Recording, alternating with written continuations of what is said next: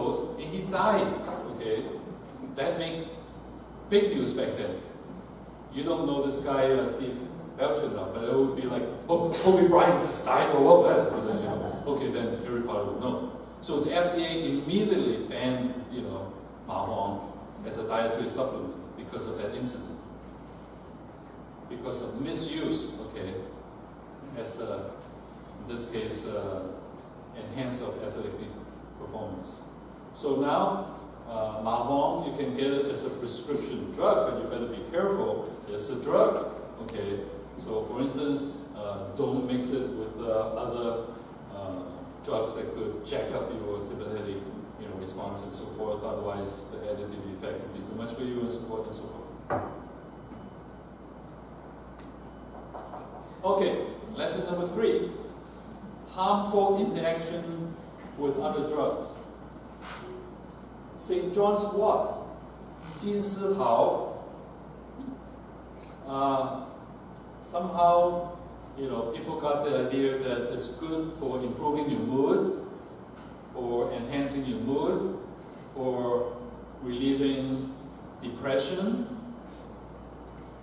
And in fact, there's some clinical trials saying there's some kind of low level of effectiveness for St. John's wort in improving mood and relieving mild cases of depression. No use for serious cases of depression. So what's wrong with that? The problem is that if you take St. John's wort and take at the same time a number of other drugs, they would interfere with each other. So it would interfere with antiviral drugs, anti-cancer drugs, birth control pills, antidepressant drugs, immunosuppressant drugs, all of that. Because there are chemicals in St. John's wort that affects the, drug metabolism mechanism. And if you affect that particular mechanism, a lot of other drugs are going to be affected if you are taking those at the same time. So can you imagine if somebody is depressed, they're taking antidepressants, and then they thought, oh, maybe I'll take some St. John's wort in addition, okay? You know what's going to happen,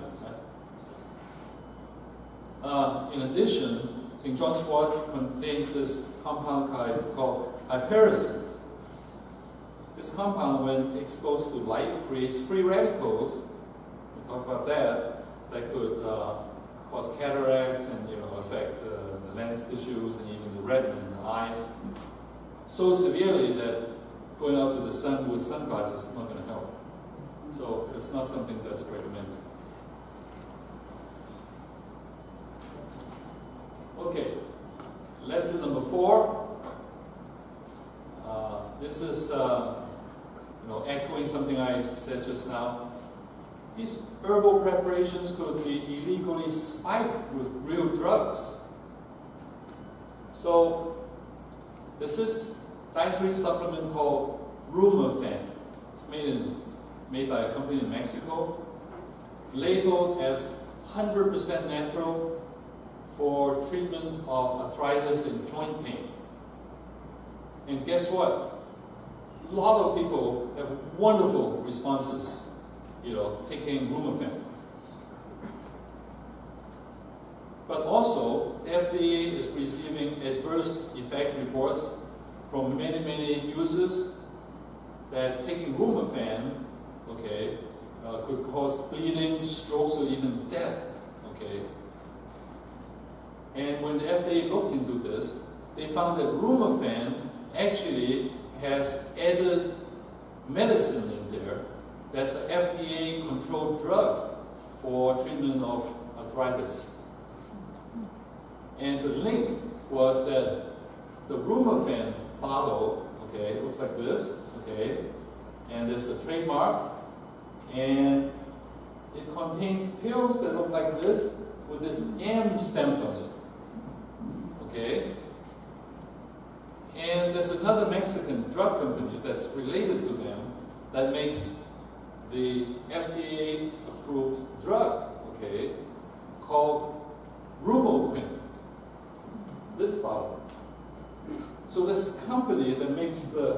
drug is adding this to, these herbs and selling it as a dietary supplement, and no wonder it works so well.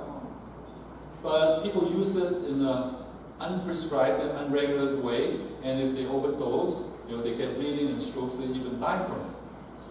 So it's absolutely illegal, but can you trust everybody with your life? Okay, in this case, FDA is sending out a warning: don't take this stuff. Now you may say, oh, come on, Dr. Lin, it's nothing 100% natural, safe, okay? Everything is so scary. And I say, yeah, but, okay, but.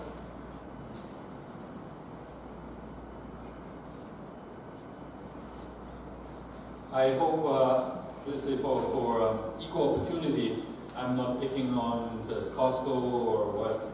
I'm picking on GNC, Target, Walgreens, and Walmart now. Okay. The New York State Attorney General's office, based on DNA testing, okay, DNA analysis, have accused GNC, Target, Walgreens, and Walmart for selling dietary supplements, okay, supposedly containing ginseng, ginkgo biloba, St. John's wort, valerian root, and found that they have none of these. They contain common vegetables like, radishes, rice grain, household plants, anything but the herbs, okay? And if you can't trust these guys, okay, who can you trust? It's got nothing in there. So in jest, I'm saying, yeah, you take this stuff, yeah, it's safe. Not safe for everyone. If you're allergic to gluten, bad, because they actually have gluten, included in the fillings in this case. If they had just put in grass from the front lawn, it wouldn't be as bad. Okay, so one last example here. Homeopathic medicine. Okay? Homeopathic medicine sold widely in drugstores, as well as like stores that sell dietary supplements. In the United States, about 80% of homeopathic medicine has absolutely nothing in it but water and sugar. Do the math, okay? 80% of the medicine has the notation 30C stamped on the box of the bottle. They never tell you what 30C means. Now you know. 30C means the original herbal extract has been diluted 10 to the 60th time. Okay? Now, those of you who have taken chemistry will remember Avogadro's law. Avogadro's law stated that if you dilute anything beyond 10 to the 23rd, you would not have a single molecule of the original stuff in it. If you go to 10 to the 60th, you for sure don't have anything in it. Okay? So they're selling nothing but like water and sugar and claiming all sorts of things, and they print the original, extract, this herb on the box. So how come the FDA would let this go? Well, the FDA was established in 1934, and the main writer of that law is a senator who himself practices homeopathic medicine. And he wrote into the law, okay, that homeopathic medicine has a special status, that anything that is listed in the Encyclopedia of Homeopathic Medicine written back then will automatically be approved by the FDA. So FDA has no control over homeopathic medicine. Now, I said 80% of them has nothing but water, but what about the other 20%? The other 20% may not go to 30C, they may go to 20C, okay? You know what 20C means? 20C is if you take a teaspoon of sugar, okay, and go to go to Newport Beach, okay, and throw it in the ocean and have it diluted in the whole Pacific Ocean, the concentration of that teaspoon of sugar will be about 10 to the 20th. So they're still molecules, okay, but you know. Now, worse, okay, one of the top selling homeopathic medicine is Zicam, for instance. In this case, Zicam actually has a few molecules of zinc. That's why it's called Zicam. And there's no evidence that zinc has any use in terms of treatment of common colds and flus, which is what this is sold for. So the examples I'm giving you is number one selling flu medicine, oxytocin. First thing to take at the first sign of flu. Okay. Non-drowsy, no drug interactions. Oh, sounds good. 65 years of use by millions of people in 43 countries. Wow, okay. Active ingredients. It's all in Latin, so you wouldn't understand. Okay. Anas barbaric, that means goose liver. Okay. And in this case, 200C, you know, there's nothing in there, okay? No jet lag. I even took some myself before I found out, okay? You're supposed to take these pills when you get on the plane, and when you land in Shanghai, you're perfectly fine, no jet lag. This is on their website, okay? No jet lag may be taken with any medication. Of course, right? It's water, okay? Adverse effect. There's never been any recorded adverse effect from homeopathic remedies above 12C. It's true, okay? All remedies using no jet lag are 30Cs, okay? 10 to the 16. Well above the 12. So 12C maybe would have some molecules, but they claim that this is the active ingredient, blah, blah, blah, blah.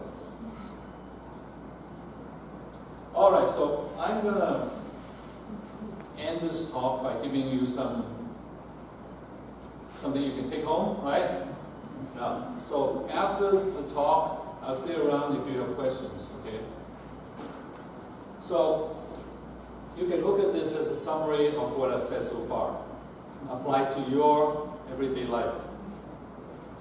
And this is not, see, usually people say, this is my personal opinion. This is not my personal opinion. As you know, you read my credentials. I have information from all the authoritative places. And some of you ask a website where you can get authoritative information. So I was on the National Advisory Council that advises the National Center for Complementary Medicine and Integrative Health. If you Google National Center for Complementary Medicine and Integrative Health, you get the website, and on that website will be many authoritative, leads, if not just information on a lot of this stuff. Okay. Interestingly, if you're really interested in like herbal medicine, Sloan Kettering Center for Cancer, okay, has a very nice website. On their website has a very nice section on different types of herbs. All right. So here are the list of advice I'm giving you based on knowledge from many authoritative sources. Yes, skip dietary supplement pills. They may even be harmful, particularly if taken in excess. 药补不如食补, okay? I'm not saying when you're sick, don't take medicine. I'm saying in this context, okay? Eat a good diet rather than take the pills.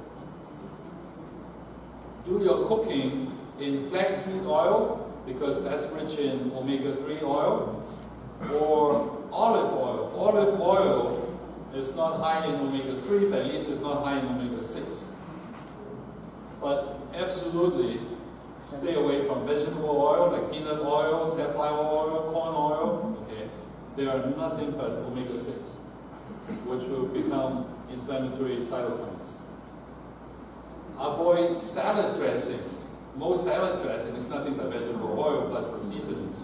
Margarine, same thing. Commercial fried food and baked goods, right? Since 30-some years ago, they don't fry them in lard, but they fry them in vegetable oil, just as bad in the end.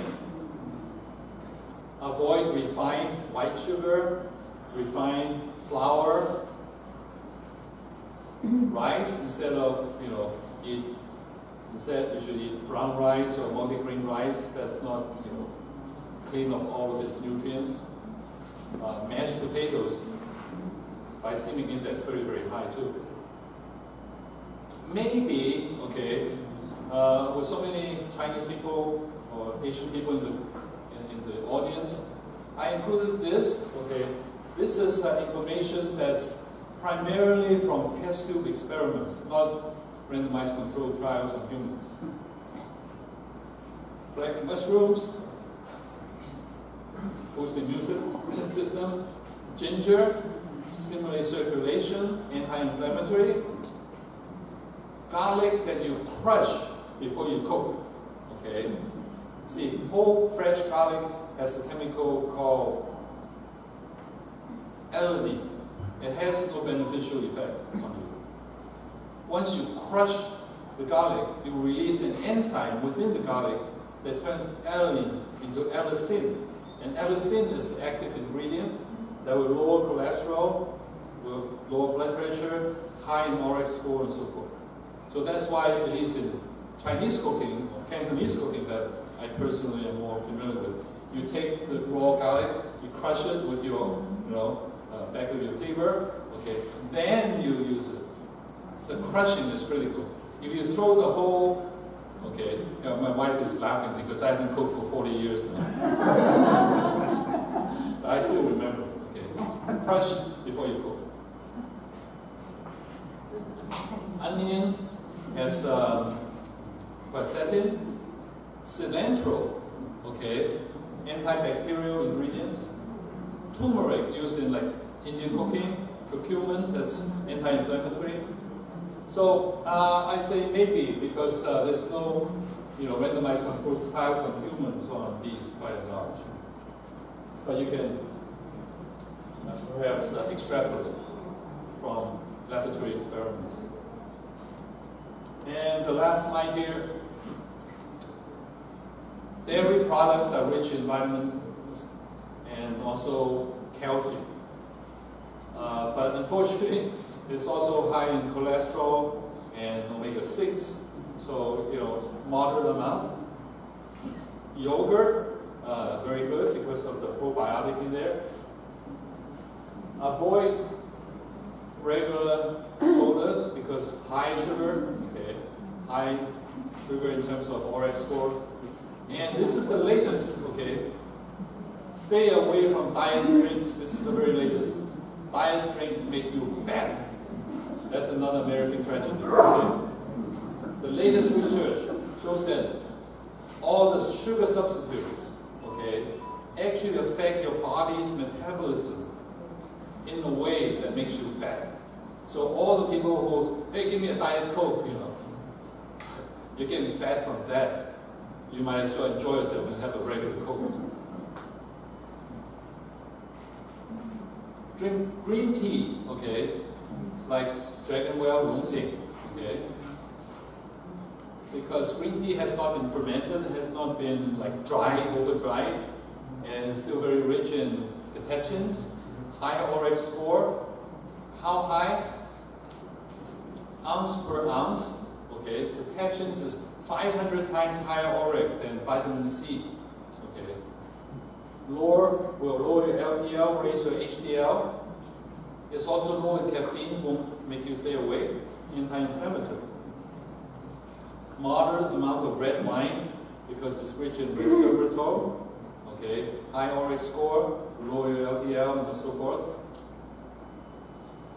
Certainly eat more whole fruits and vegetables with dark color, already said about that, high ORAC score. The fiber will keep you regular.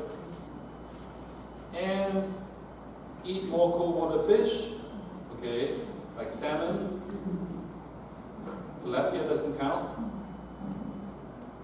Skinless free-range chicken, 草地鸡, okay.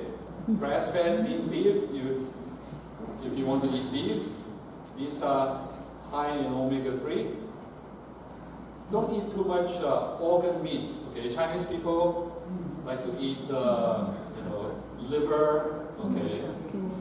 It's actually very high in cholesterol and fat. And here's the very latest, just from a month or 2 or 3 ago. If you take into account all the things I said, the government agencies are now saying eating fatty fat itself is not that bad. Okay, so it used to be, don't eat anything that's fat. Okay, you can eat that moderately as long as you also do all the cooking in vegetable oil and blah blah blah. So I'm right on time. So here's my email, as always. And I have the website. And I'll stay here as long as you have more questions. Maybe I'll take a few questions and then I'll just say, okay, you're dismissed and then you can ask individual questions. Okay, so lady in the back, yes? Me? Yes. Okay. And I have a question regarding garlic. I'm sorry. Garlic. Garlic. Yeah. Unless pickle, stuff like garlic or ginger and stuff like that. Pickle. Pickle. Yeah, pickle. And whole garlic